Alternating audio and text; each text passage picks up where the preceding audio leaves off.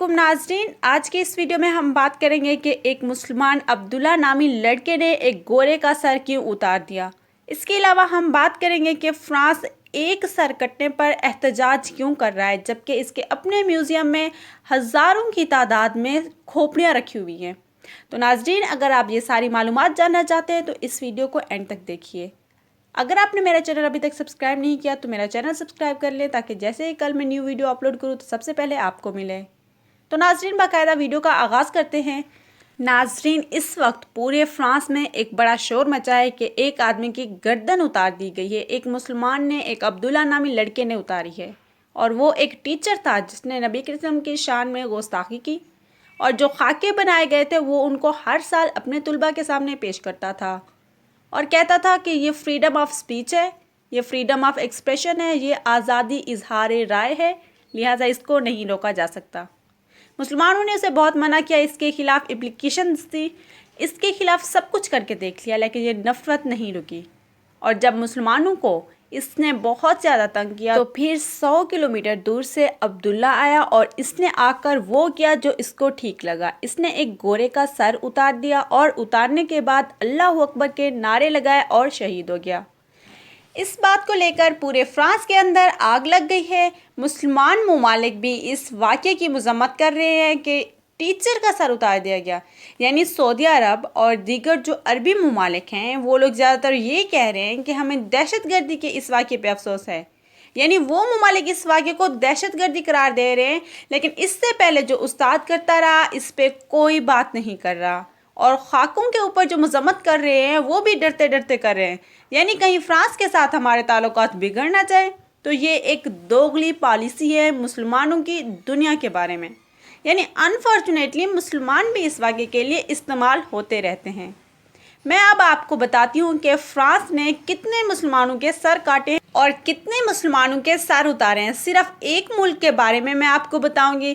France ने बहुत सारी कॉलोनीज़ बनाई हुई थी और उनके ऊपर कब्ज़ा किया हुआ था। फ्रेंच कॉलोनीज़ बहुत सी कायम की थी, तो उनमें से एक अल्जीरिया है। ये एक मुसलमान मुल्क है और ये नॉर्थ अफ्रीकन मुसलमान मुल्क है।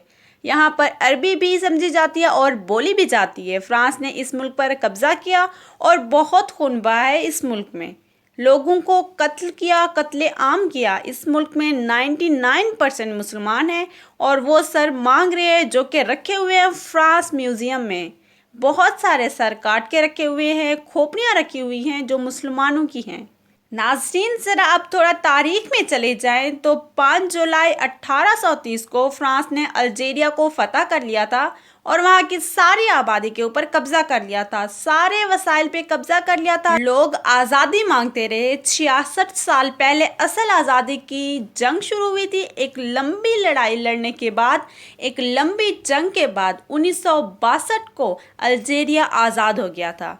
इस जंग में फ्रांसीसी फ़ौजियों ने जिन मुसलमानों को कत्ल किया उनकी तादाद फ्रांस और मुख्तलिफ तंजीमों के हिसाब से 1 मिलियन से ज़ायद मुसलमान थे।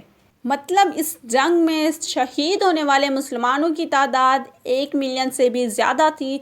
और ये सब किसने किया था? फ्रांस ने ही किया था। ये सब फ्रांस का ही किया धरा था।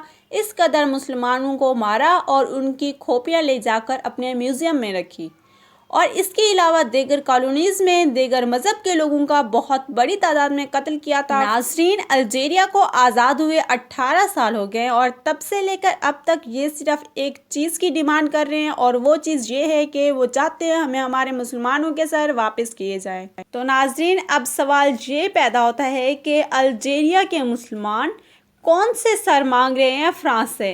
नाज़रीन, बात यह है कि जब भी फ्रांसीसी फ़ौजें मुसलमानों का कत्ले आम करती थी, इनकी फ़ौजें मुसलमान फ़ौजों, मुसलमान सिपा सलारों को मारते थे, आज़ादी के लिए आवाज़ उठाने वालों को कत्ल कर देते थे, तो उन लोगों की गर्दनें काट कर पीछे फ्रांस भेज देते थे और फ्रांस में इनको साफ़ करके इनके ऊपर उनका नाम लिख कर उनको म्यूज़ियम में रख दिया जाता था।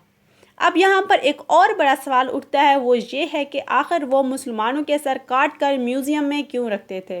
तो इसका बड़ा सादा सा जवाब है, वो इसे अपनी ट्रॉफ़ी के तौर पे रखते थे। यानी हमने जंग जीती है और अब ये हमारा इनाम है। और इस सर के बदले में फ्रांसीसी फ़ौजों को ओहदे मिलते थे और उस सर को वार ट्रॉफ़ी कहा जाता था।